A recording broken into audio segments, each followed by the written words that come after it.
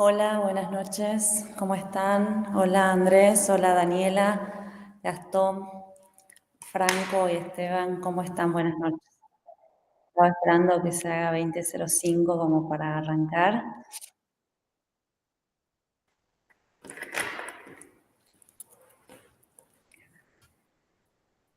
Bueno, ¿cómo estás Andrés? Bueno, hoy vamos a retomar en los puntos en esta breve reseña que estamos haciendo respecto de la normativa de los BAND y el SBAND. Vamos a hacer un avance en lo que vimos. Vamos a retomar un poquito los conceptos que charlaron en la clase anterior con Andrés y vamos a arrancar para seguir el orden del temario que va a estar a disposición de ustedes, lo mismo que el material que van a requerir para hacer la evaluación final de esta capacitación. Vamos a arrancar compartiendo y partiendo de estos conceptos de normativa que surgen de la reglamentación de la ANAC, como bien lo dijeron en la clase anterior. En la clase anterior les había dado como tarea a Andrés para todos los participantes el hecho de buscar un concepto y elaborar un concepto propio de lo que es BAND, de lo que es SBAND, de leer la normativa que está en la página oficial de la agencia, también entender lo que implica la aeronavegabilidad y qué tipo de normativa es.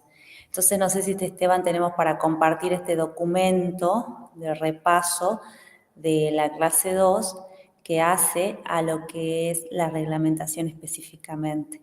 Veníamos diciendo esto, que toda actividad humana está reglamentada.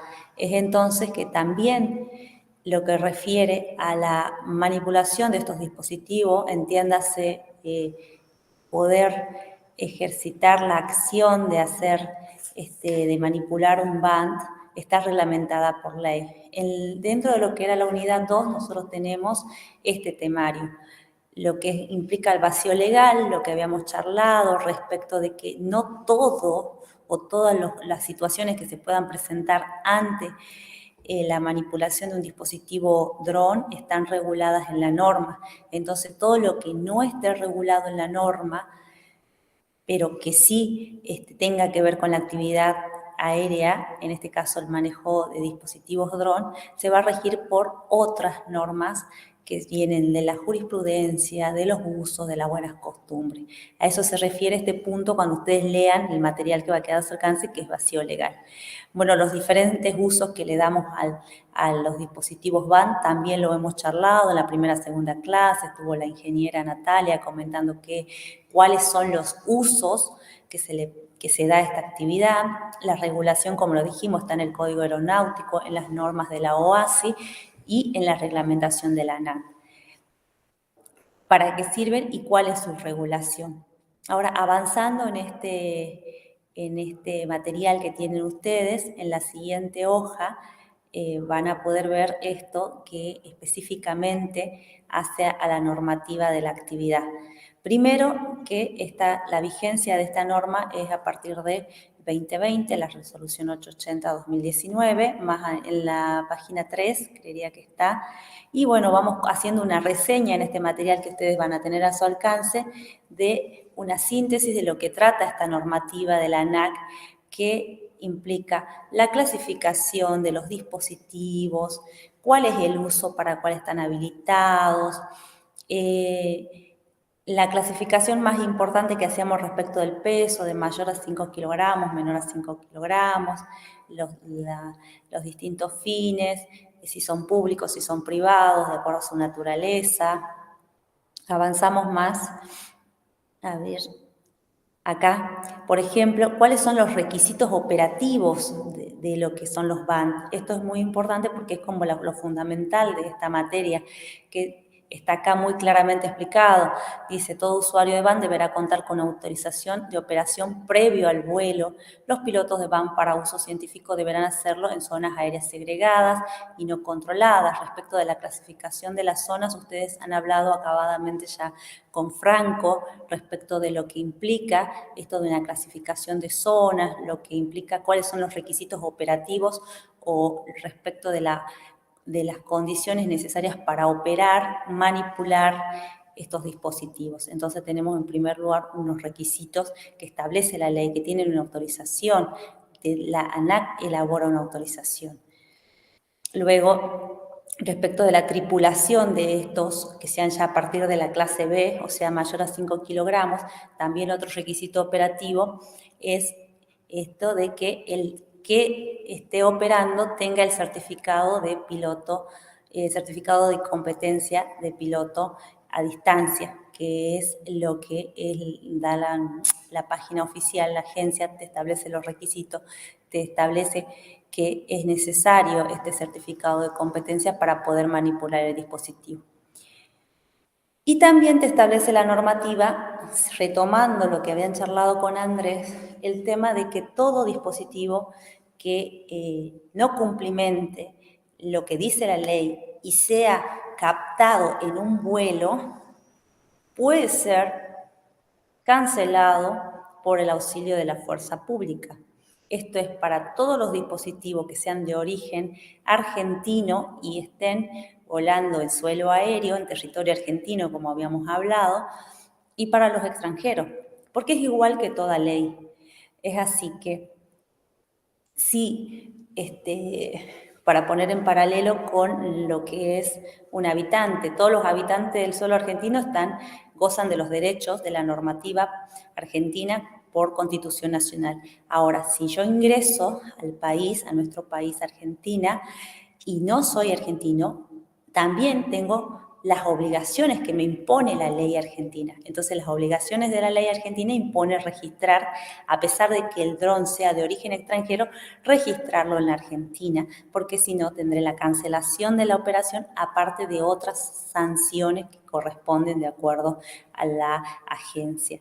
Eso es importante, por eso lo charlaron con Andrés, qué sucede en el caso de que no esté autorizada esa operación de vuelo en el territorio argentino. Por supuesto que se puede cancelar, así como es igual en otros países. Luego, en este material que tienen a disposición, continuando con la normativa, empezamos a hablar de la resolución que está en la página oficial, le dejamos el link respecto de lo que los requisitos de operación. Continuamos, ahí le copio directamente yo textual la ley. Entiendo que le habían dejado como tarea poder bajar el archivo, también acá está textual la ley. Avanzamos respecto de cuáles son las operaciones aéreas que comprende esta normativa, las operaciones realizadas con vehículos aéreos no tripulados, cualquiera sea su naturaleza, es muy claro el artículo. Y señalo yo el inciso F como muy importante porque dice los procedimientos administrativos destinados a obtener las autorizaciones pertinentes para operar, conservar, mantener o reparar o diseñar vehículos aéreos no tripulados, ¿sí?, forman parte y son el ámbito de vigencia de esta normativa. Es así que todos estos procedimientos deben tener la autorización de la ANAC.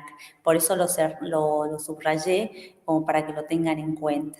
Luego, avanzando en el artículo 4, también ya lo repasamos varias veces, la clasificación de los dispositivos BAND, que estamos viendo las clases de acuerdo a la naturaleza, de acuerdo al uso, ¿sí? También habíamos hablado de que era una normativa para el uso civil y otra cuestión, la militar, que queda exenta de la autoridad de la ANAC.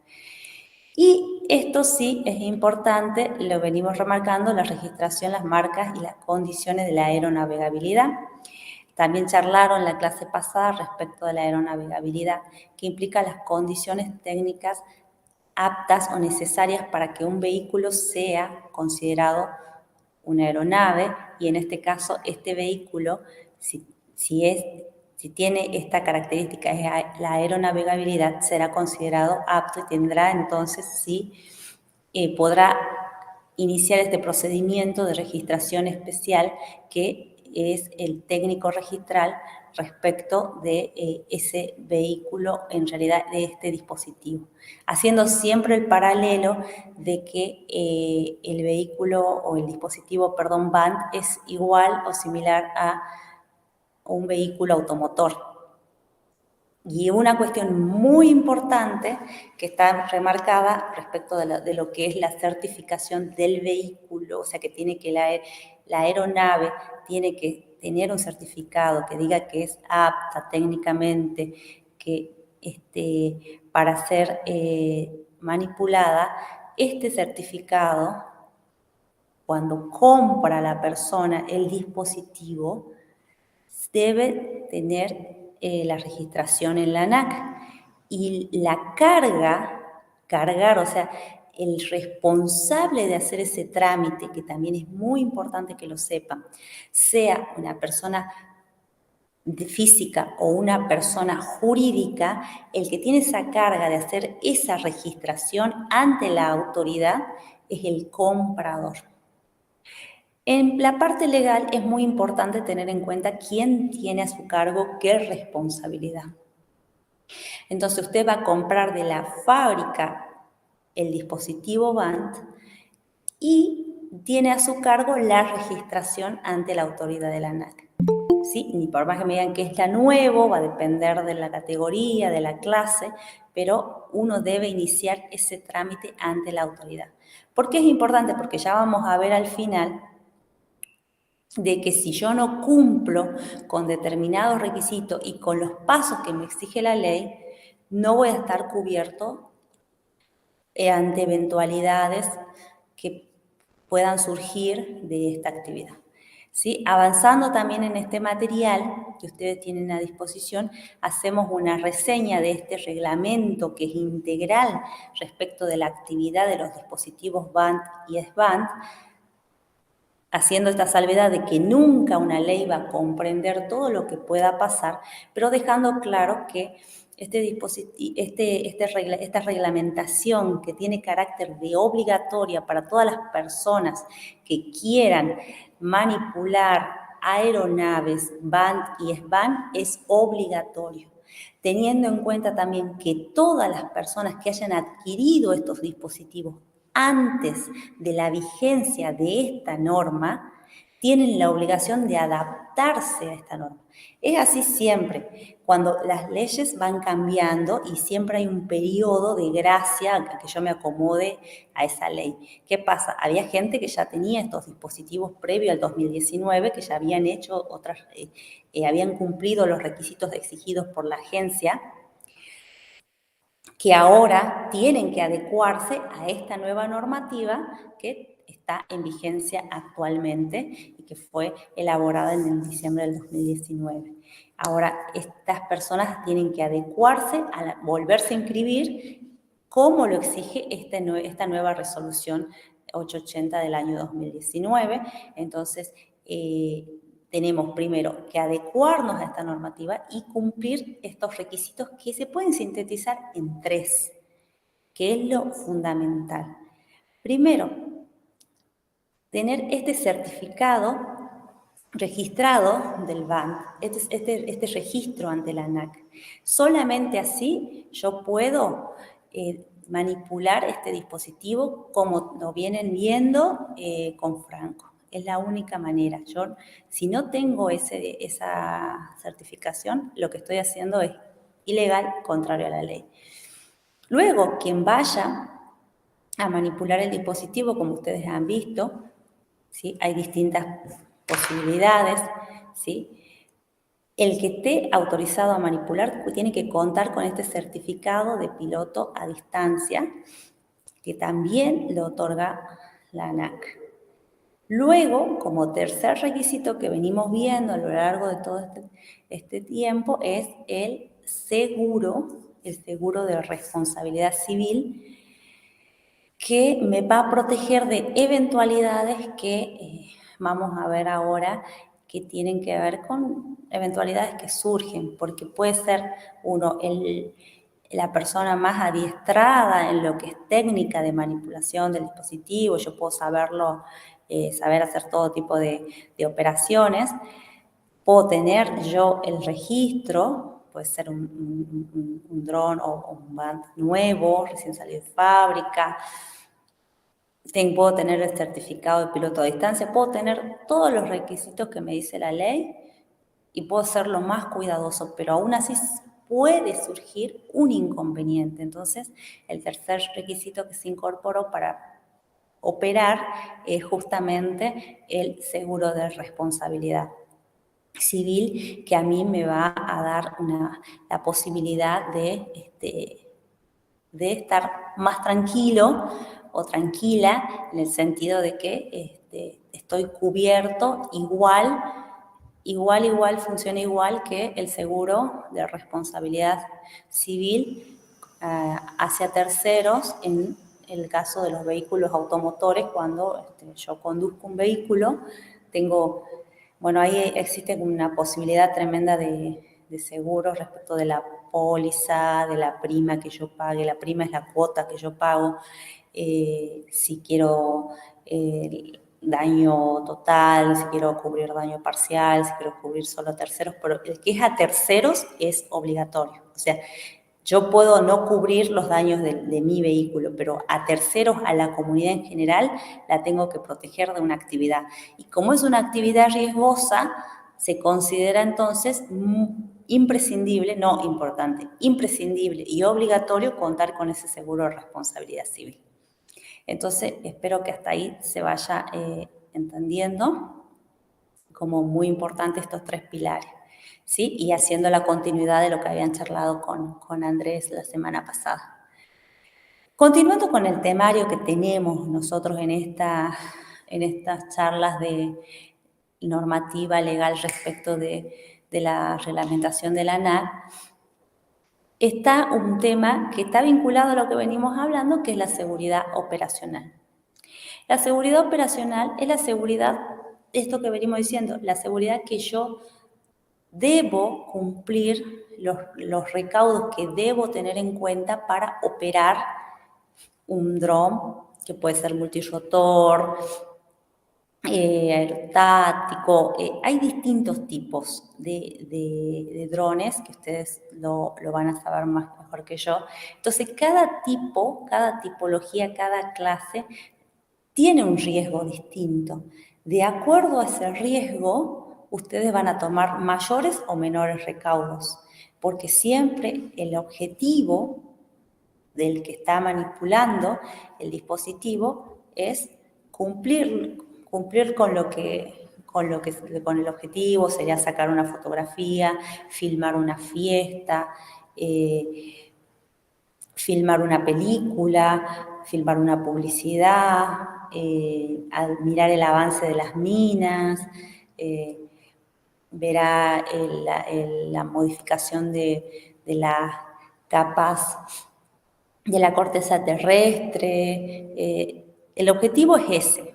Ahora, para lograr ese objetivo, va a tener en cuenta el operador los riesgos de esa actividad.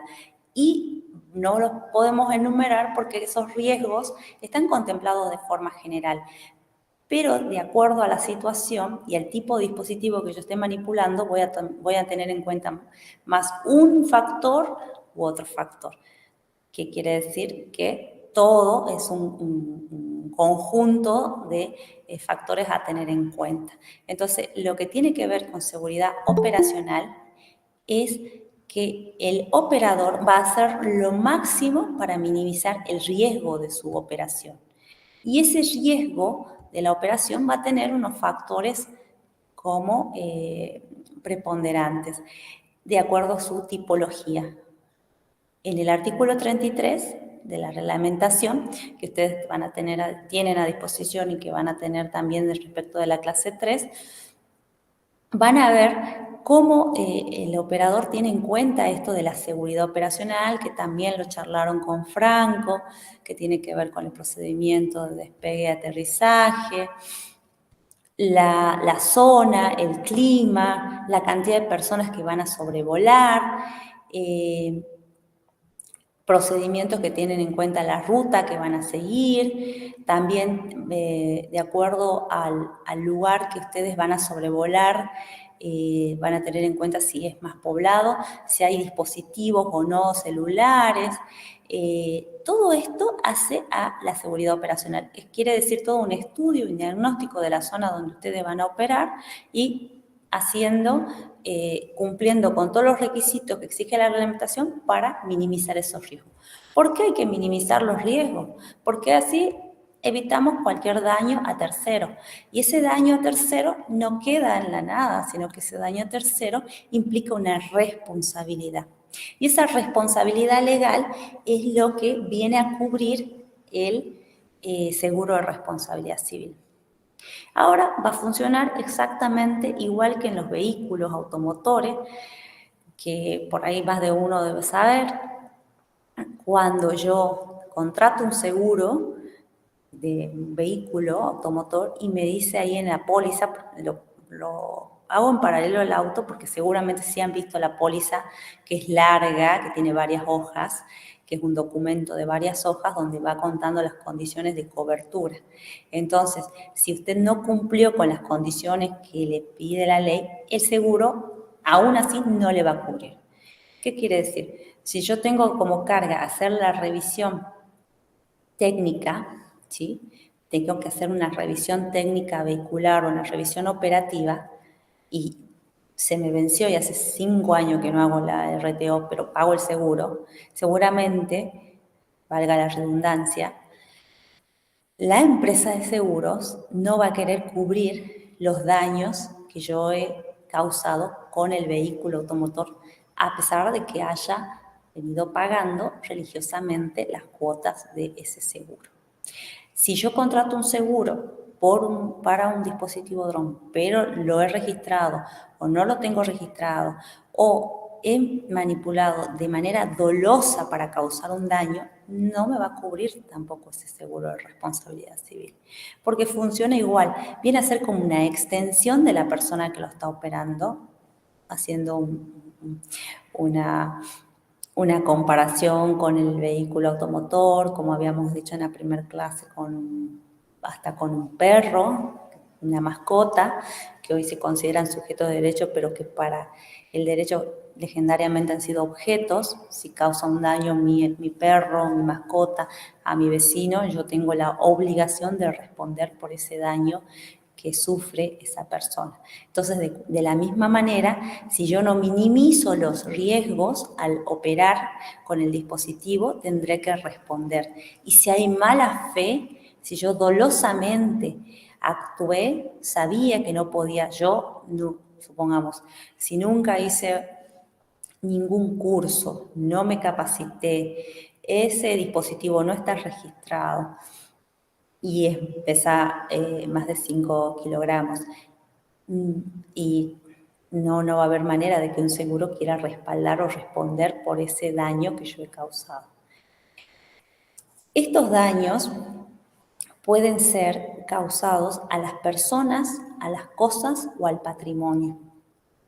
Y aquí se vincula este tema con los datos personales que forman parte también del temario que tenemos nosotros para desarrollar.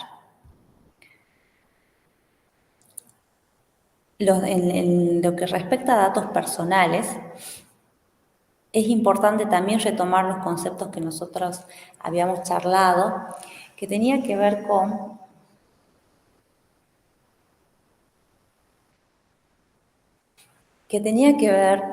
con qué es personal y qué es público. Y que la persona desarrolla su intimidad en su casa. Y que le había mostrado yo en los artículos que decían, no quiero tu dron en mi jardín, que es así. Yo soy propietario de una casa o no propietario, pero habito una casa, estoy protegido por ley, ¿sí?, para desarrollar mi intimidad en ese lugar, hasta la puerta. De la vereda en adelante, incluso la vereda, ya es público. Lo mismo el patio de mi casa es privado.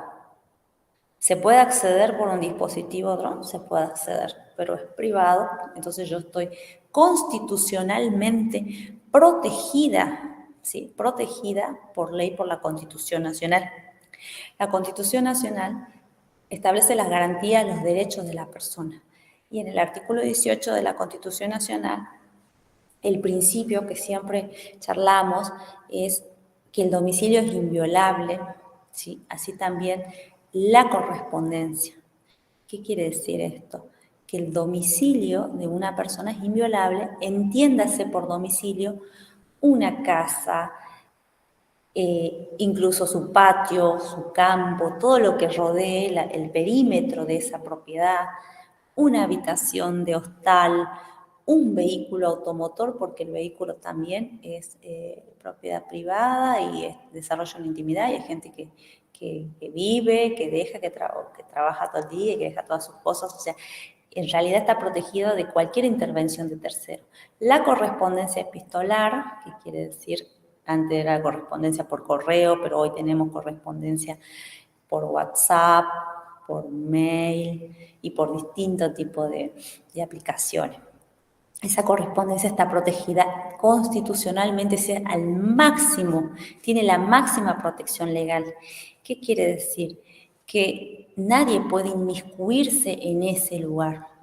Ahora, también dice, eso es el 18, y el 19 dice las acciones privadas de los hombres que de ningún modo ofendan a la moral, ¿sí? A las buenas costumbres, están exentas de la autoridad de los magistrados. Todo lo que yo desarrollo en el ámbito de mi intimidad está exenta de la vista de terceros y de la autoridad de los magistrados, dice la Constitución Nacional, o sea, exenta de cualquier intervención de tercero.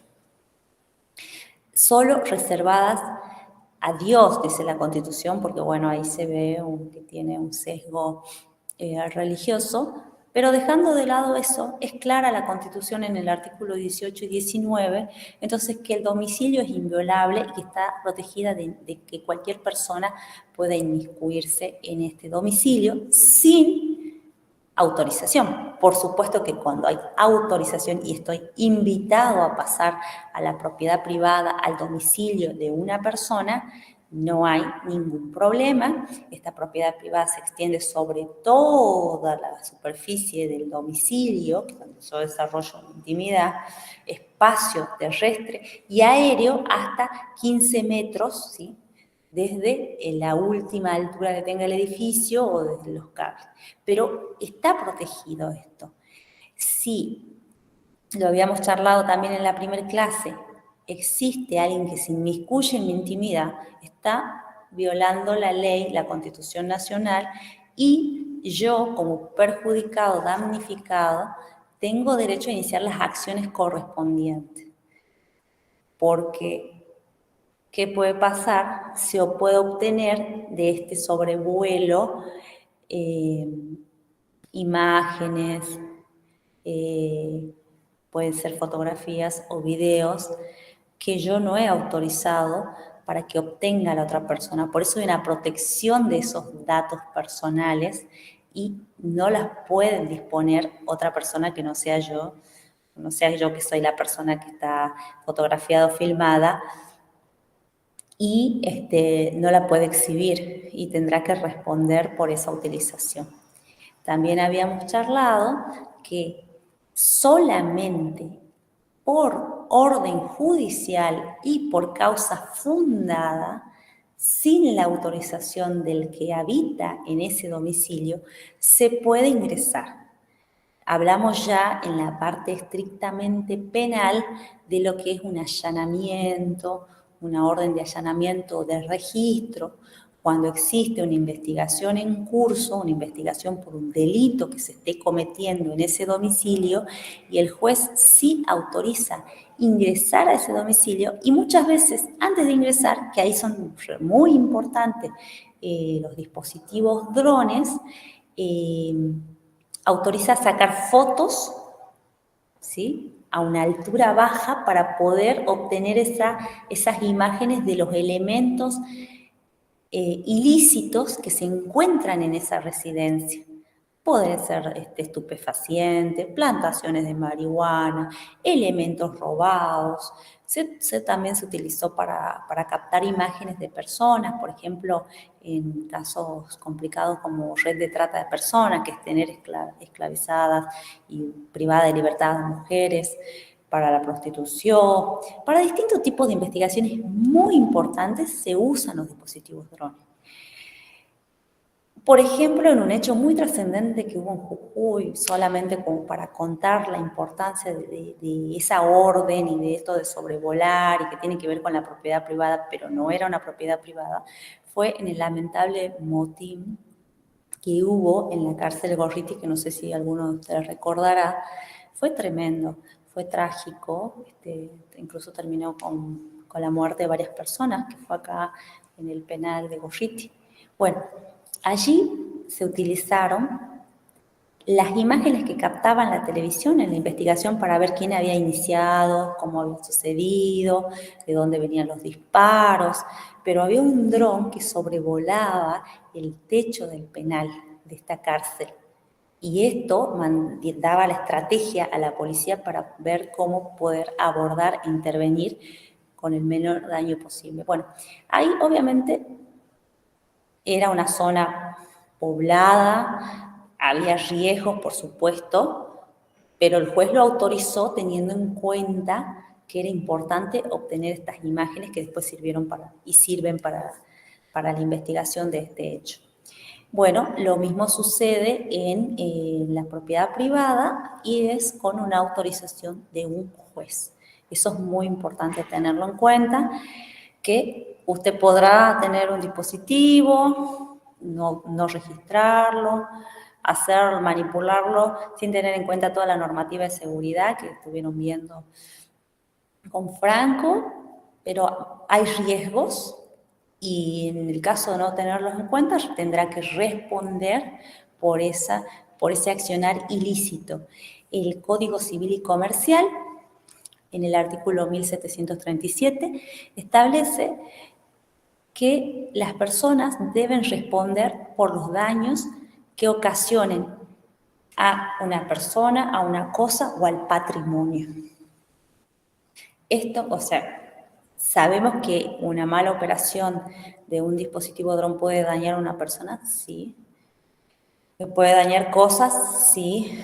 Sí, y ese daño a las cosas implica un daño en la propiedad o patrimonio de otras personas. Entonces, habrá que responder allí. Y quien responde, que esto es muy importante también tener en cuenta, es la persona física o jurídica. Cuando comenzamos estas conversaciones, nos habíamos presentado y teníamos personas que respondían o representaban una institución. Entonces, si yo estoy operando un dispositivo en representación de una entidad, sea pública o privada, o sea, puede ser una empresa privada, puede ser un organismo del Estado, que me otorgue a mí la facultad de operar un dispositivo para algún objetivo en particular, y yo en medio de esa actividad genere un daño a tercero o a la comunidad,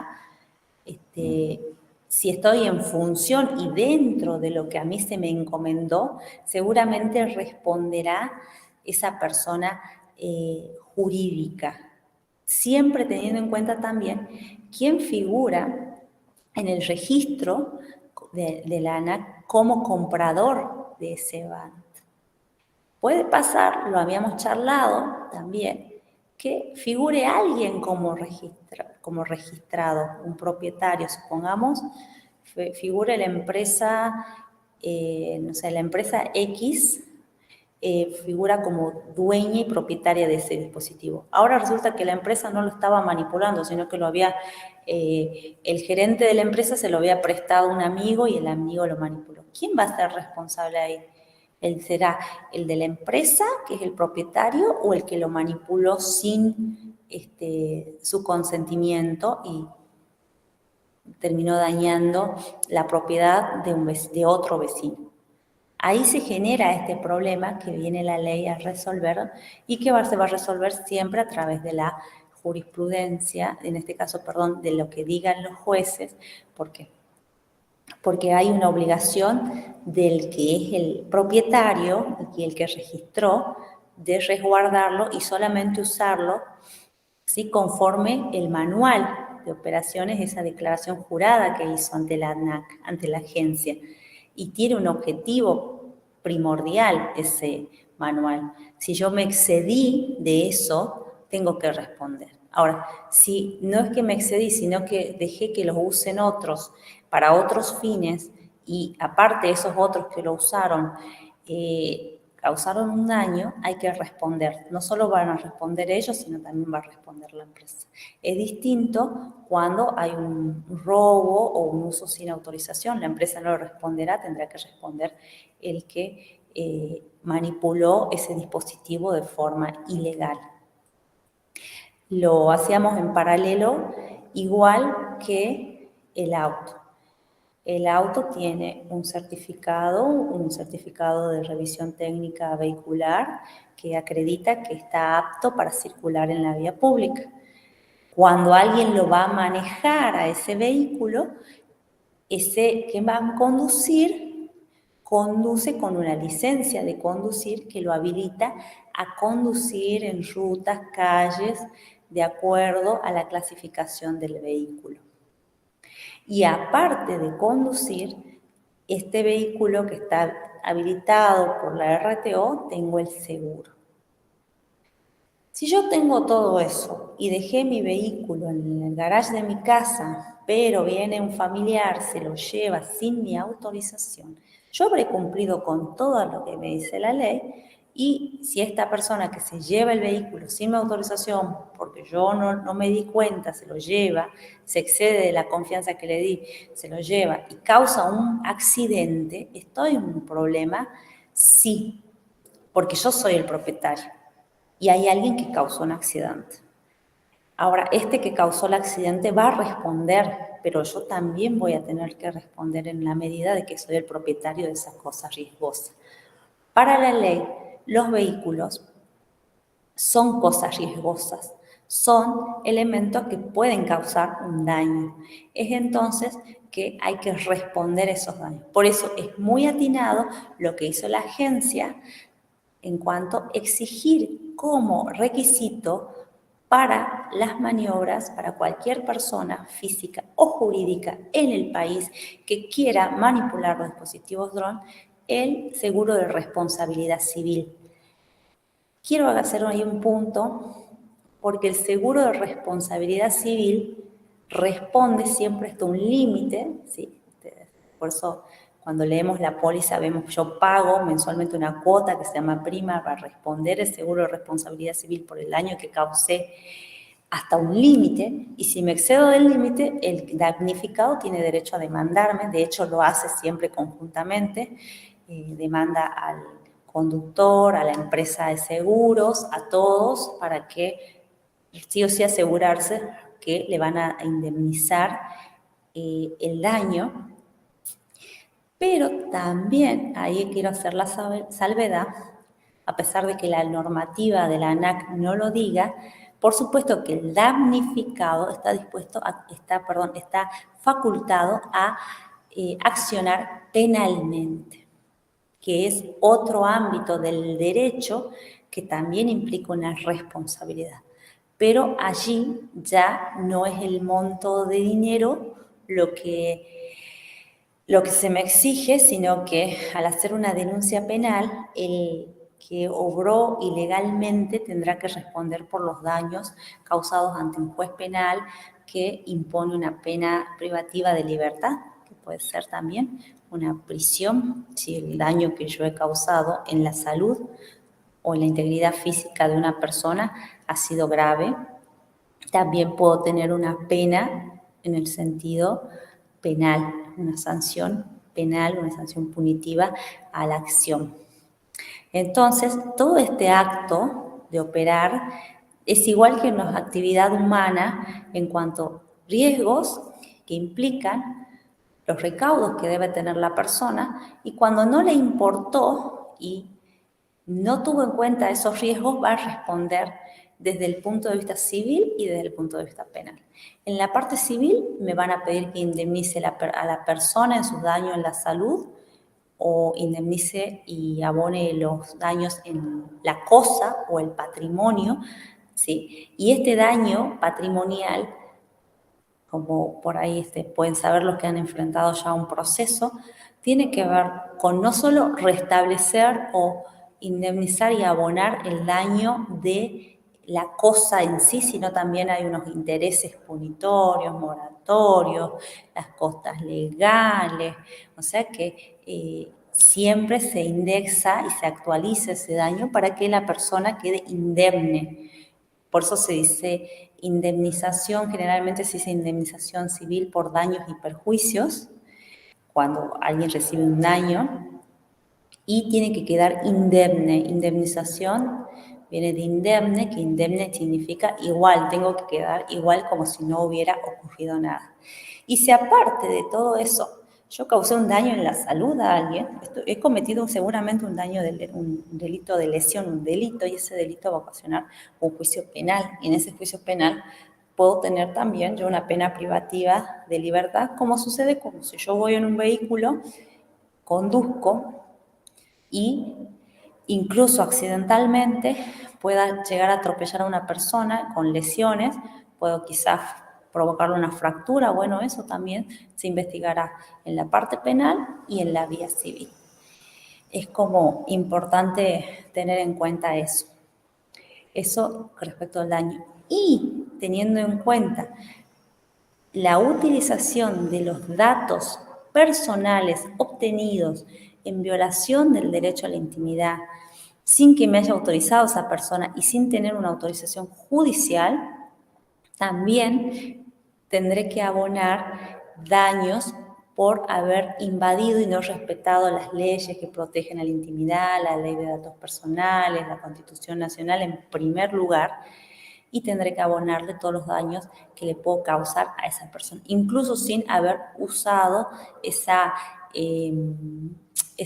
fotografía o filmación que puedo haber obtenido en el caso de que sea un dispositivo que esté destinado a sacar fotos sin la autorización del protagonista, del perjudicado.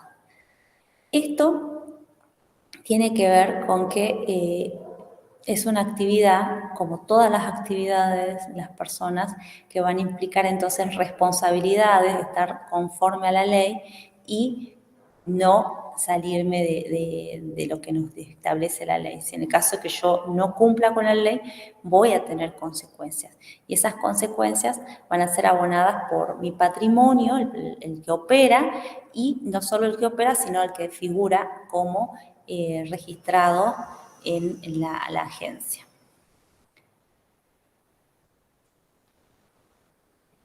Bien.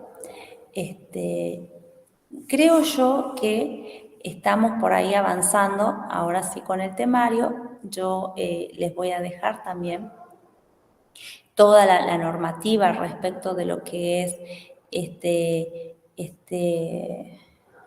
estos requisitos que son importantes y necesarios y son como a rasgos generales, pero fundamentales.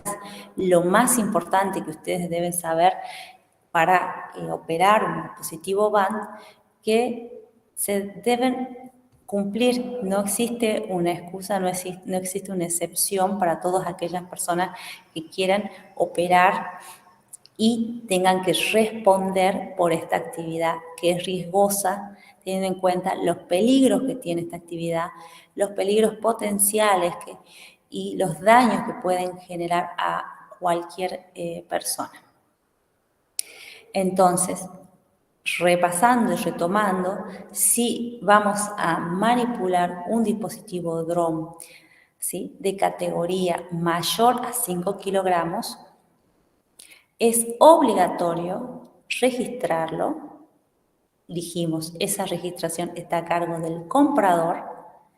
Luego, segundo, quien vaya a manipular tenga el certificado de piloto a distancia, ¿sí?, otorgado por la autoridad, ¿sí?, en el caso la ANAC. Y tercero, hacer el seguro de responsabilidad civil para los daños que pueda ocasionar este vehículo a terceras personas involucradas o no en la actividad, pero que son de la comunidad. No existe excepción y en el caso de que yo incumpla la normativa, voy a tener que responder con mi patrimonio particular por el daño ocasionado.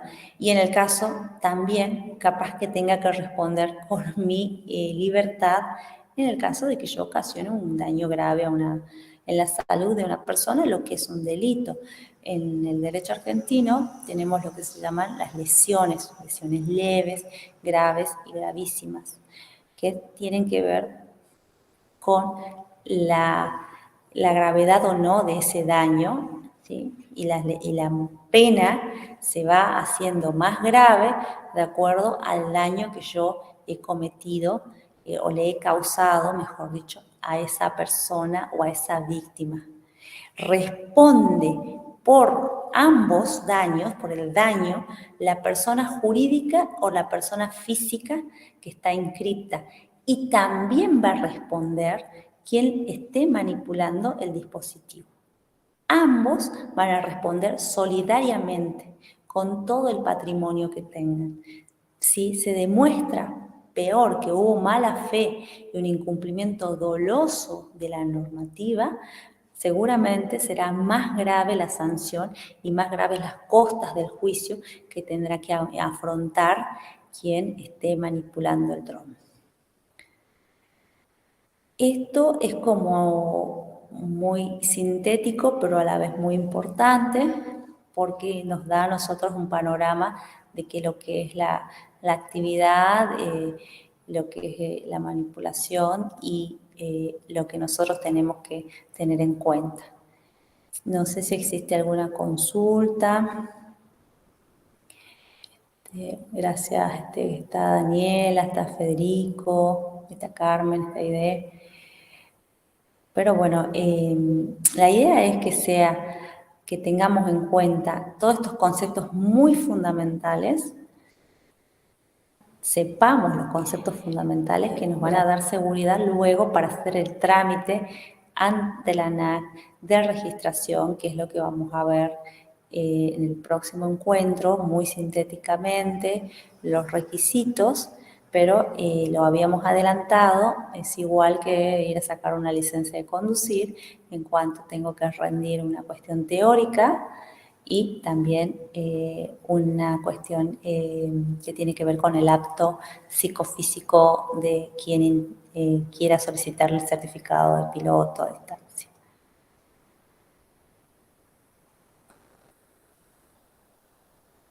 Bueno, espero que les haya servido. Cualquier consulta me escriben en el celular, estamos todos en el grupo de WhatsApp, así que nos veremos en el próximo encuentro. Les agradezco muchísimo la atención y que estén muy bien. Hasta luego. Gracias Federico. Gracias Andrés. Hasta luego. Chao, chao.